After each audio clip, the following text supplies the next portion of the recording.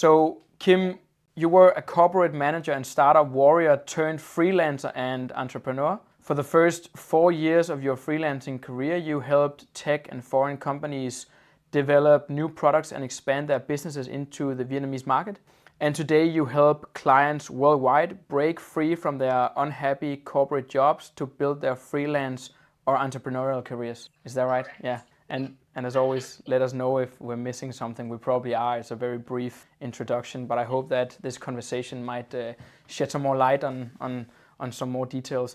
So I have maybe as a first question. So what was the turning point that made you realize that you wanted to leave your corporate career and pursue freelancing? Let's start out with that. Yeah. Oh, I love that question because I feel like I did have a different corporate career than usual because most of my career I work remotely. I already have the location freedom. I remember I was traveling in one of the northern mountain when I was working for companies. And I could do that. Well, for the most part, during my career, there were 2 years of COVID. So no moving, no traveling. But for the most part, I was traveling a lot. Sometimes I travel for work.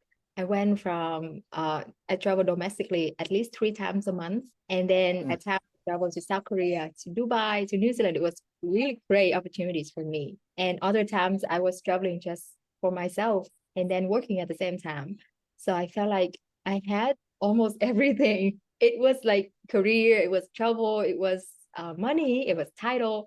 I felt like I had it all. But when COVID started, I worked from home. It wasn't that the travel stopped that made me feel like something was wrong with my career, but it's just that it allowed me a lot more time to reflect and to really acknowledge that, okay, now that the travel had stopped, I didn't have anything to compensate for my unhappiness in my career. And I really had to live with that for like 1 or 2 years in order to really admit that following the rules, working 9 to 5, clocking in and out every day, and building someone else's dreams, and constantly telling myself that it's okay to not explore my passion, not explore my interest in psychology, in coaching, and instead just do business development and just build a conventional career of a corporate worker.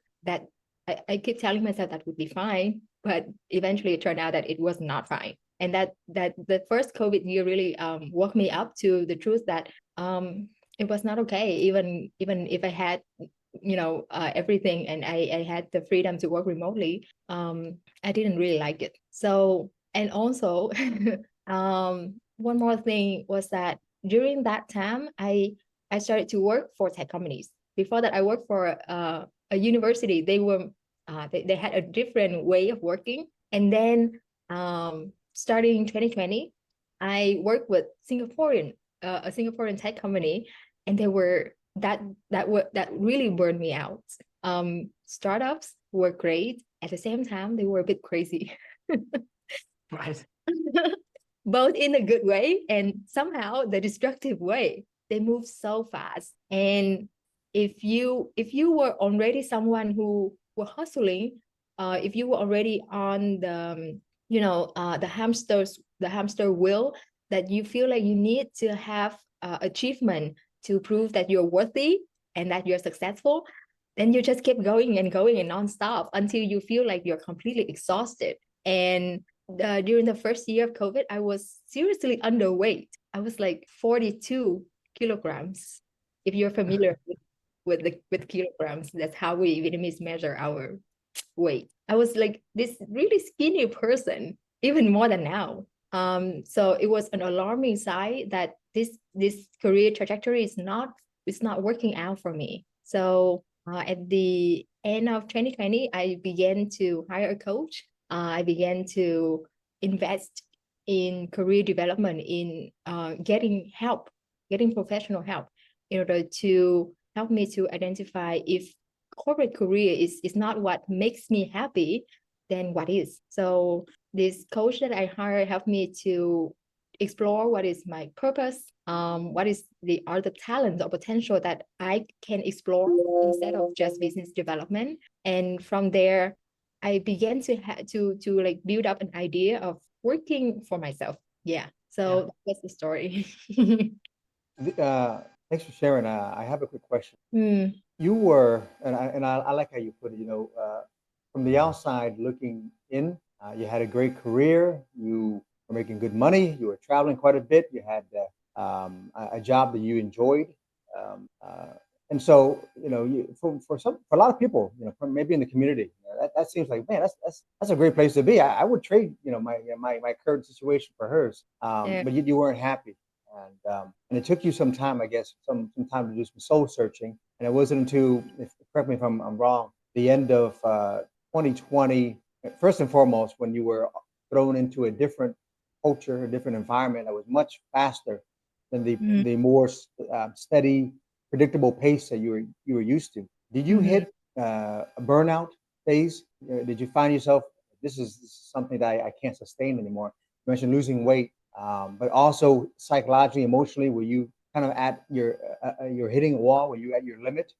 And was that kind of what finally prompted you to seek out a coach and to do some deeper, having this coach help you do deeper analysis of where you were and kind of figuring out a game plan to kind of figure out where to go next with your career and just move towards what you're doing now? Was it did it? I guess my question is, did it take hitting the limit of what you can endure emotionally and Yeah, I think um, so. I know. Okay. And also, I love the way you put it, this soul searching. And also because before I started working with startup, I was working for a corporate. And with corporates, there are certain rules, certain procedures, certain way of working that might be a little bit more rigid, a little bit Mm, more time consuming. And I didn't feel very flexible in that environment. It was not a slow paced environment too, because I was working for a venture company inside a very big corporate in Vietnam. mm, So we were quite fierce too. We want to move fast, but at the same time, we are held back by the context of our corporate who is sponsoring our business back then. So I was feeling a little bit held back in my career. So I felt like, well, if I move to the startup environment, that I would be more liberated. I would have more autonomy. I would be able to be more creative and innovative. But then the other side of it is so it's so fast. It's so like self-filtering, mm. very limited guidance or support. Is that if you can work it out, then you succeed, and if you don't, then you just walk out the door, and that's it. Right. Very support. Very Um, sounds like a very cutthroat environment. yeah, Yeah. and I can see So you went yeah, from one vehicle that you thought was great, then you went to another vehicle, hoping to find a more of I guess something that fit your soul, fit. yeah. Got you excited in the morning, but also kind of gave you a sense of purpose. But then also within that environment, you also found yourself towards the end. Mm, Maybe this is actually not much better than the vehicle I was using before. yeah. Um, tell me about the time you spent with this coach and how did this coach help you kind of figure out what it is you're really supposed to do. Mm. Well, before I say that, I just want to say that I'm not demonizing corporates or startups in any Sure, way. sure. I love my time working there, and I think it really built the stepping stone of my the stepping stone or the foundation of my career. It really helped me to grow my skills, and there are really wonderful boss. I have the first boss that I ever worked for in this corporate is the one that I really admire until now.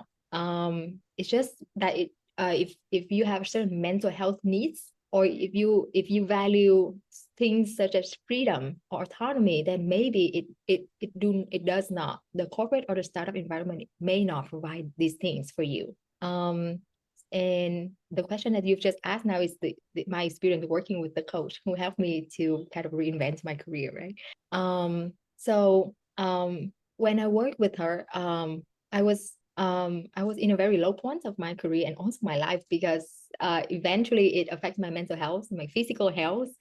And when I was going under this career crisis, I was kind of depressed as well. So at first, we took a little bit of time. It was like 2 months in order to help me out of that mental health pit, to help me recover, to help me gain tiny fractions of confidence because I was feeling really fragile back then. And during the last month, because it was a 3-month program, and during the last month, she walked me through her unique and signature framework in order to help me understand what is my passion, what is my genius, what is the thing that I value most, thing that I cannot compromise even for money or title, and what is the big mission in life, like the calling that I want to devote to in my career. So she helped me to understand these things, and slowly it reveals to me that the intersection of these things could be could be to build a coaching business. And I didn't realize that until 2 years afterward. Okay. It was not like an instant answer to like, oh, what am I supposed to do? And here it is, you are supposed to do this and go and do that. So you mentioned a 3-month program. So it wasn't at the end of the 3 months you knew exactly what you were going to be doing for the next 2 years. So what happened between the end of that program with this coach and the 2 years before you kind of fleshed out exactly what it is that you were put on earth to do? Help me kind of figure out, how we kind of summarize those 2 years in between there that it took for you to finally have that aha moment. That was the transition time. So the next year, I was more invested in becoming a freelancer, because when I went through that program, I understand that I had such a skill, like a genius for business development, because it's in my gene to communicate value to people, to help them to perceive the value of what they are buying, and to help new venture to really understand the market that they are going in and how they can grow in that market. So it's really something special about me. So I capitalized on that in order to get out of corporate world and to build a freelance career just about that. So that is the first step. And then eventually I realized it was okay to be a freelancer. It was definitely a lot less stressful, a lot freer than working as a corporate employer. It was great. I moved to Hoi An even before I became a coach. And I had a very peaceful life working as a freelancer. I had enough money to live without a corporate job. At the same time, I realized that it was nice, but it was not fulfilling enough. Because I was doing what I was really good at, but I wasn't using that special talent to help people. Not to help people, but to help people to achieve what I care about. I realized that I do care about businesses, but not as much as I care about helping people to transform their life or their career. That is something I care a lot more than whether a game company succeed in Vietnam or not. For example. Right. I wanted to ask, in this transition of yours from corporate to freelancer, what were some of the most difficult challenges that you came across, and how did you deal with them? Some of the most difficult challenges that I came across, I think it was fear. When I was receiving this coaching service, right, I had this fantasy that one day I might do something similar, because I have deep in me, because I've been practicing coaching even when I was a student. I was a part of this organization called Isaac. I think they are in Denmark as well.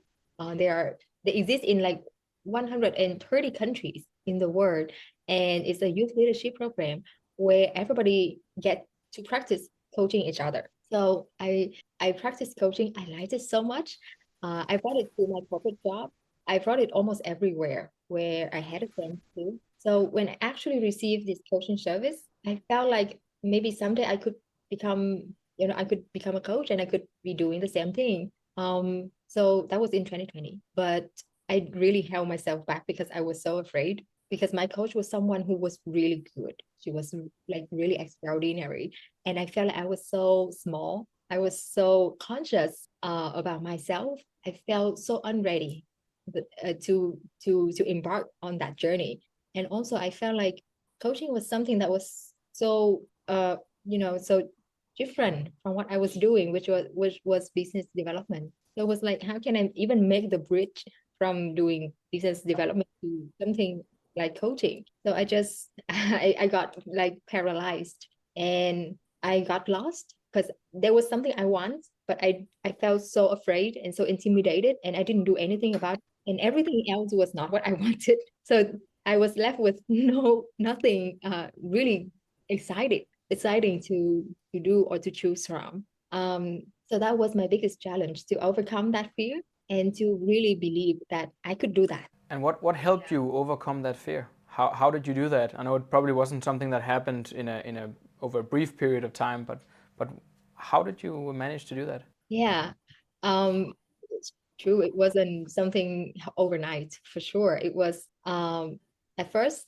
I refused to do that because I was scared. So I insisted on doing my business development thing. And actually, I was hopping jobs for 5 times in 2 years. Wow. Because yeah, because I resisted that calling, but also I didn't like my current job, so I kept changing, hoping for something better to come along, but nothing. And at the same time, I tried the freelance way. I tried to find freelance jobs so that I could, sustain myself financially, and find more freedom in my work. So somehow along that direction, I realized at some point, when my freelance career worked out, at some point I figure, oh, if I could do this, if I could be independent from corporate work, if I already have a financial foundation now, if I'm already free now, I already moved to Hoi An, then maybe I can take one more step, and maybe I can try to learn to be a coach. It felt really crazy back then, but because I've taken smaller step before that, that now I felt a little bit more possible toward making a big turn. So that's how it was a more gradual process than a big change, just as you said. I was just going to say, I think a lot of people suffer from that. And we talked about it in other podcasts. This imposter syndrome. Am I good enough? And when am I good enough? Am I deceiving myself? Am I going to embarrass myself? And I think you're very honest there. That it's just it's a process, and it's little micro steps, and you build upon each step, and you gain a little bit more confidence. But it's definitely a process that takes time. For some people quicker, and for some people longer. It took me years to overcome imposter syndrome.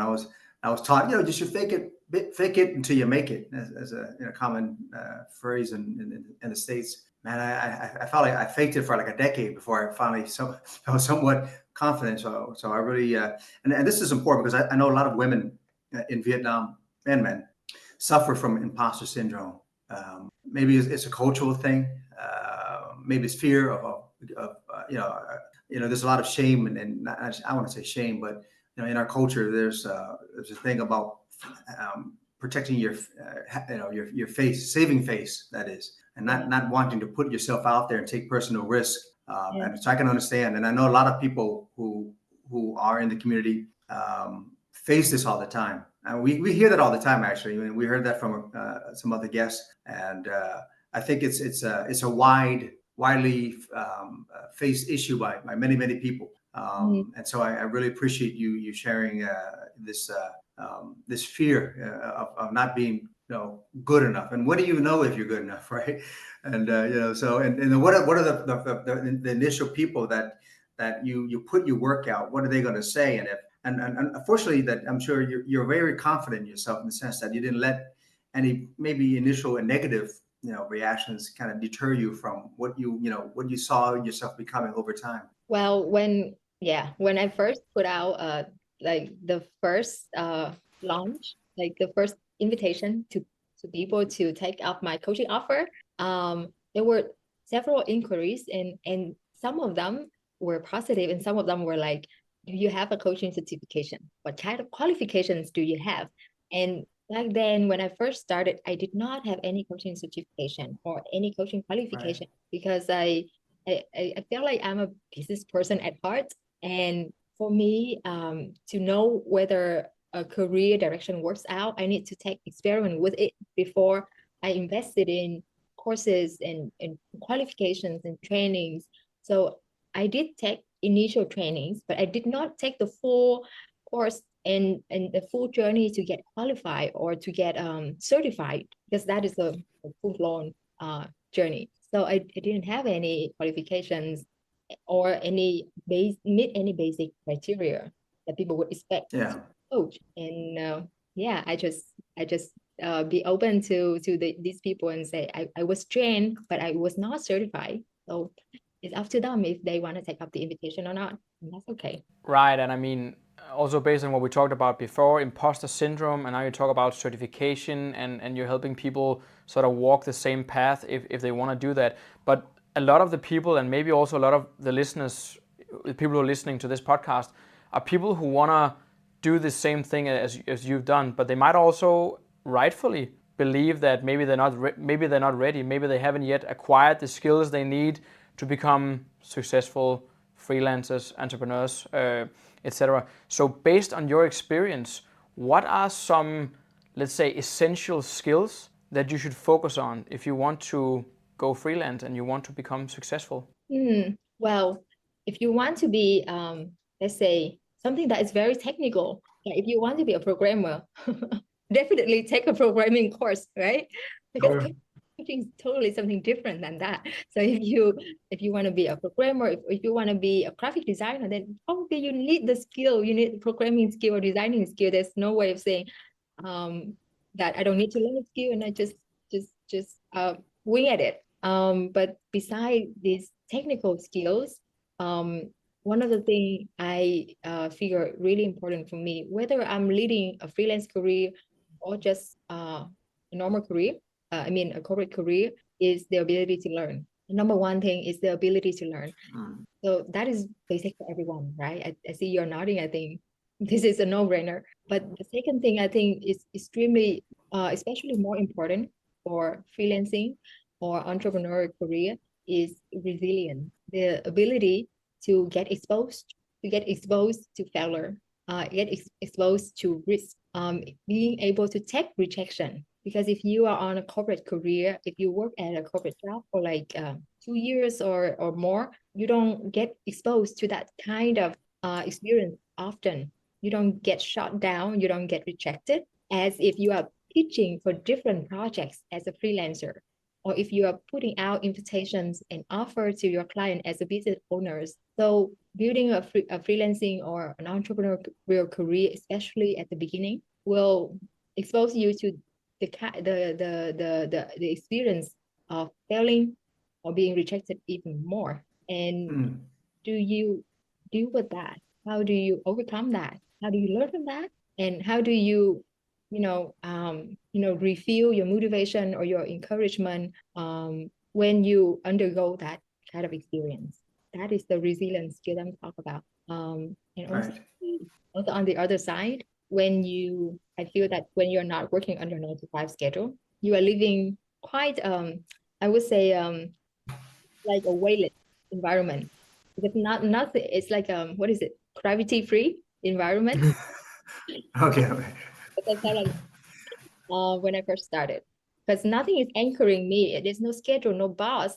No one is asking me about what is my plan for today, what is my to-dos for today, and when am I going to finish the things before the deadline. Nobody is overseeing me.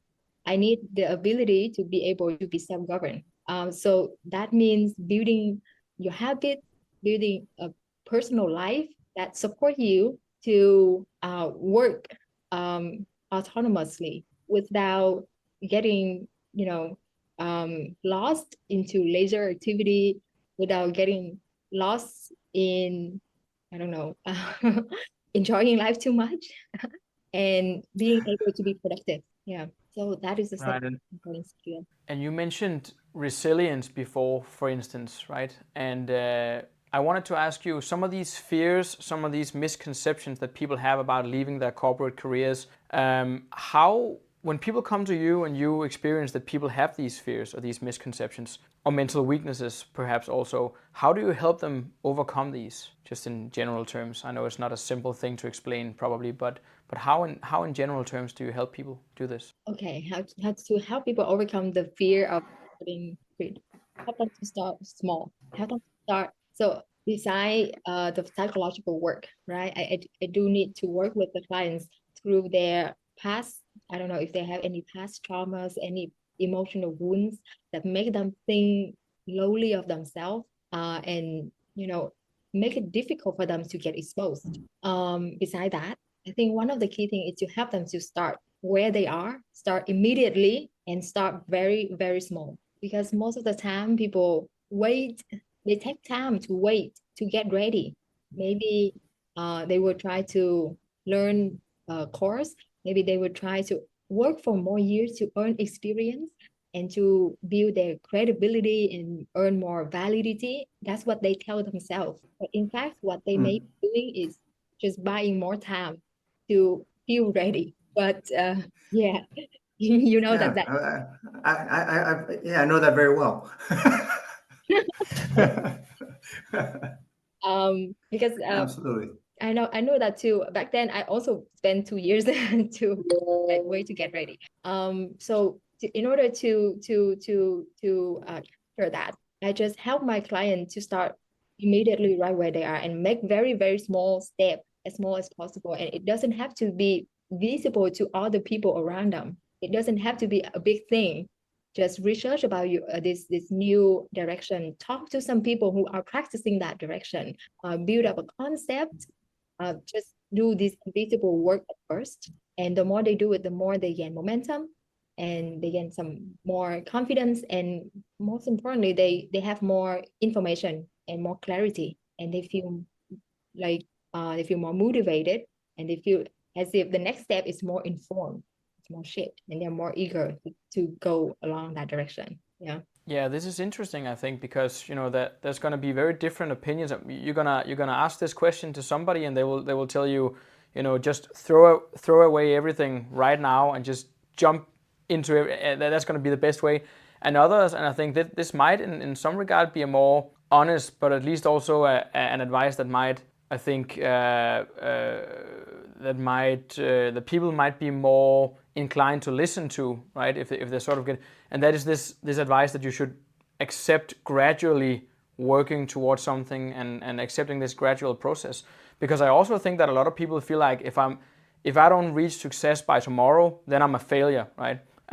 So I think it might also be good for people to hear this advice from somebody who has reached these goals herself, but who are also telling people that you should accept that this is a journey that takes some time. This is something that happens gradually over time. And I think this kind of taps into my next question, and that would be, so maybe you've already touched upon this, maybe you've already answered it, but if you were to give just one piece of advice for young Vietnamese professionals out there who might feel stuck in their corporate careers, but they're sort of hesitating with regards to taking that leap into freelancing, one piece of advice, if you were to give it, what would that be? Perfectly what you just said, actually, but I'm going to rephrase it in my own words. So that is going to be and it's going to be somewhat similar to what I've just said. That is to start right away, but start very, very small as possible. And at the same time, don't try to make big changes. Don't try to make a big leap. So in reality, that would mean unless it's absolutely necessary for them to quit their job because it is like really eroding their mental health, unless that, um, don't be so rushed to quit your job because it's not going to be an overnight change. You are not going to immediately be a big freelancer tomorrow, and you are not going to immediately earn enough amount of income to sustain your life next week. So before that happens, just don't rush yourself yet. But at the same time, start now. start applying, start building your profile, start pitching yourself, start researching your need or whatever step, extremely small incremental step, and just do it right now with whatever you have. All right. What I got out of what you're oops, sorry. I was going to say what I got out of what you're saying is avoid paralysis through over analysis. Just get the ball moving. Take that first step, no matter how small it is, and then also you make a move, and then you get some feedback, and then based on that feedback, you can tweak, I guess, right? You can make subtle changes, but also that feedback also adds. Hopefully, if you get a positive result, it adds to your confidence. You give you that little bit of encouragement to take that next small step, and then you're just once it's a series of small steps that lend to one another, and I guess you build a foundation of not only confidence but skill sets, experiences that kind of steamroll you along. Or I like that proverbial snowball that is rolling down the snow-covered hill, and it's picking up momentum as it's continuing down, right? Yeah, Is that a fair way to put it? Exactly. But a little bit more than that is taking incremental steps is not only for like your emotional game, but it's actually a scientific approach to your career. So my favorite way of looking at it is to look at it, career development instead of a linear way, but to look at it in an agile way. It means that you always need to take experiments and you always need to iterate. So if you're not happy with the current direction you're going, then the only way you can iterate is to have the right information. And in order to get the right information, you need to make experiment in the direction that you suspect that would be good for you. But the only way to know is to make experiment. And when you make the one experiment, you get feedback, you get information, just like you said, and that helps you to iterate the next one. So that's a brilliant way to think about it, right? It's not a case of win or lose, positive or failure. It's more, I'm a scientist. I'm going to conduct a series of experiments, and based on the data I get, I iterate. I make some slight changes to what I'm doing or how I'm going about it. And so if you look at it that way, it's not about winning or failing, right? It's about I'm going to conduct this test, and this test is going to give me some feedback, and it's going to tell me what I need to change in what I'm doing. It's a lot less of a emotional strain. That's what I guess what I'm getting at. If you approach it from that mindset and that attitude, a little test, and the test is going to give me an answer to let me know if I'm headed in the right direction or if I'm kind of veering off in the wrong direction, and how do I get back onto the right direction. Okay, perfect. I like that. Right, and I mean, I just wanted to add that it's also a mindset that a lot of people, freelancers or entrepreneurs, people that we're talking to all the time, right? And not so much our experts, but people who are sort of asking us questions about the things we're doing.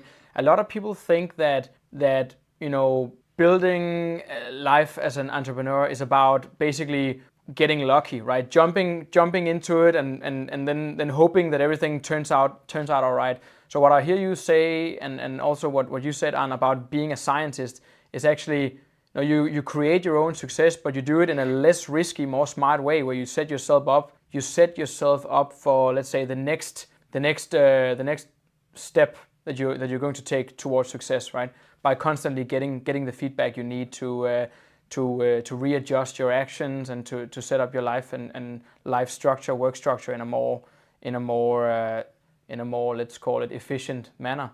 So this is, I think, a brilliant way of putting it that I actually haven't. It's intuitive, but I don't think we've heard anybody say this before, actually. Yeah, I actually learned this from a book called The Swiftly Career by Helen Cooper and another co-author that I forgot the name. So it basically says that there's no, just like Anlam said, there's no winning or losing in a career development journey.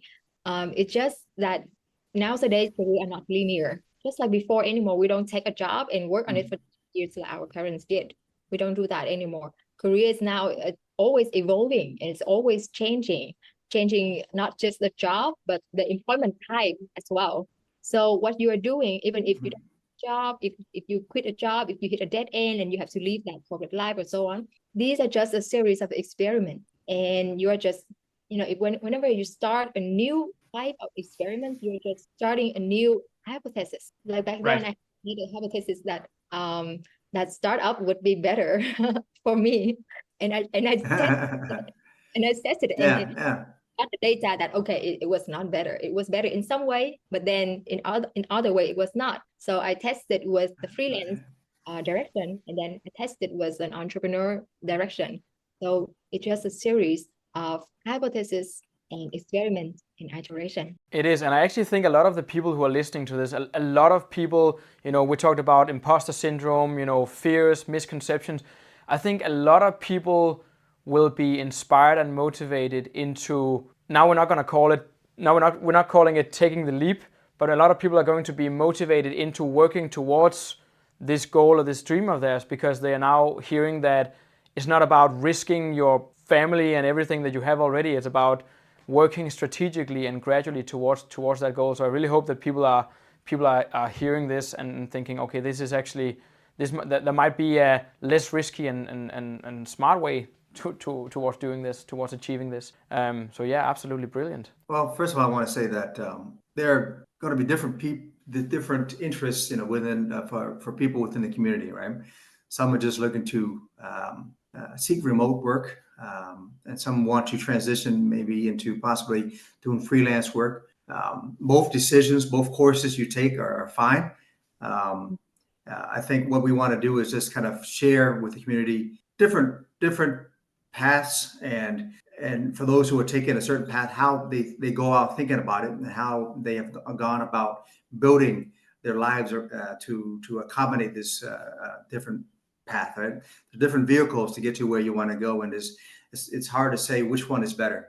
I guess it has to do with what you personally want, what makes you happy, what gives you joy, and so again, you said earlier, we're not knocking anybody's decision. I know plenty of people who have worked for years and they're completely happy, and I know some people that only they only want to own their own business. And for yourself, Kim, you found your calling in doing work as a freelancer. And so it's important for me to say that, because I don't want this to come across as we are saying you got to be a freelancer. Not necessarily. It's not for everybody. We have to figure out what we're good at, what tugs at our soul, at our heart, and then we pursue it. And I think what we want to do within the VietAssist community is just provide tools, provide perspective, provide a different angle, a different way to look at things, and hopefully insight from people who have done successfully, moved into, again, freelancing, let's say, in your case, and how you go about thinking about it, and what you've done. So I think, I'm not going to add anything else. I think we've covered a lot of cool points, and I really, like the mental framework. I'm going to go back to it, because it's something that I found myself doing, but I've never been able to put it into words, which is the idea of us, kind of imagining ourselves as just a scientist and doing these, many experiments. I really like that, because I think I do that, and I think Alex does that, and I think many people might even do it, but we don't think about it in that way. But if you think about it in that way, it takes a lot of stress and anxiety, off your shoulders. It doesn't make it so, make it or break it kind of, pressure that a lot of people feel when they want to try something new in their life. And if you can approach it like almost like little children, children just kind of put on 1,000 experiences during the course of a day, and they do it very happily, and there's no pressure of failing. And that's probably the reason why children accomplish so much and learn so much. And as adults, we kind of have forgotten that, and we kind of gotten to as we've gotten older, the pressures of family, society. I've invested so many years going down this path. Is it too risky for me to kind of want something different, to try something different? And you mentioned that you were, you spent, not 2 months, but 2, 3, 4 years trying to figuring out the next path for you. And it's good for you to share that, because I think a lot of people are in that situation where they want to risk, take on risk, try something different. There's a lot of fear holding them back. And even if they want to try it, how long is it going to take me? If it doesn't happen 2 months, am I a failure? But hearing from you that it took you a number of years, hopefully that encourages some people that, okay, it's okay. It's going to take some time. So I really appreciate your candidness, your transparency, and sharing your story. Thanks again. And we'll make sure, by the way, within the footnotes of on the video to help people find you if they want to reach out to you personally. Yeah. If you I wanted want, to you ask can that. also share that here. Yeah. Yes. That would have been my last question, where people can find you, but feel free to send it to us. Maybe that's easier, and we'll throw in that link. But otherwise, feel free to say where if there's any listener who would like to seek you out, where would it be most easy or the smartest place for them to do so? Well, so currently I offer coaching programs in order to help people to create their freedom. I call it a freedom career, but it's basically a freelancing or entrepreneurial career. And people can always reach out to me through my Facebook, my Instagram. And if they want to hear even more insights and even more advice, then they can sign up for my email, where I send weekly freedom career letters to share the lessons I learned and the insights that I have. That would be very helpful for them on their journey. Perfect. People should really do that. So yeah, and that being said, again, thank you so much for your time. And Kim, we'll keep in touch, right? Yeah, thank you as well for doing this for the community. I could really see the devotion that you are putting into this, building this community and taking the extra mile to add values to this community, giving people what they need. It wouldn't work if we didn't have people like you, by the way, who volunteer your time, your energy, and to contribute to contribute your experiences and your knowledge. So we, from our side, want to thank you. All right. Thank you, guys. Thank you so much.